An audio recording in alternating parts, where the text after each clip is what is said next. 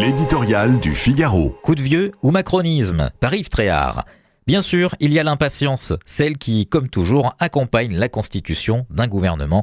Avec Gabriel Attal à Matignon, les poids lourds ou réputés tels comme Bruno Le Maire ou Gérald Darmanin accepteront-ils de rester et jouer franc jeu ? Les équilibres gauche-droite, hommes-femmes vont aussi être scrutés à la loupe. Une équipe resserrée depuis le temps qu'on en parle. Tous ces détails comptent, mais ils sont de faible importance face aux urgences à régler. Insécurité, immigration, dette, logement, transition écologique, déserts ruraux. Sur tous ces fronts, les voyants de la 7e puissance mondiale sont au rouge. L'effet waouh que le chef de l'État a voulu provoquer en nommant le plus jeune Premier ministre de l'histoire de France peut vite faire pchit. Pour qu'il ait une chance de réussir, il faut que Gabriel Attal donne un coup de vieux au macronisme. Sur sa route, le premier obstacle sera Emmanuel Macron, un président volontiers procrastinateur et qui a du mal à partager la vedette avec un autre que lui-même.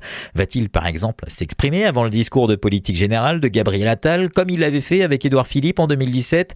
Le second obstacle sera évidemment cette majorité relative et de moins en moins soudée à l'Assemblée nationale. L'action du nouveau Premier ministre à l'Éducation nationale est saluée, mais toutes ces initiatives, interdiction de l'abaya, redoublement, classe de niveau, ne l'obligeaient pas à passer par la loi. Nul ne doute de son aisance oratoire ni de sa maîtrise des artifices de la communication, mais la conduite de réformes essentielles face à un Parlement souvent révolté ou des groupes d'intérêt déterminés et d'un autre acabit. Le retour prochain du débat sur l'immigration avec les probables censures du Conseil constitutionnel et la promesse d'une réforme de l'aide médicale d'État permettra de jauger Gabriel Attal. Face aux urgences et aux vents contraires, il lui faudra enfin suivre une ligne claire en rupture avec le en même temps.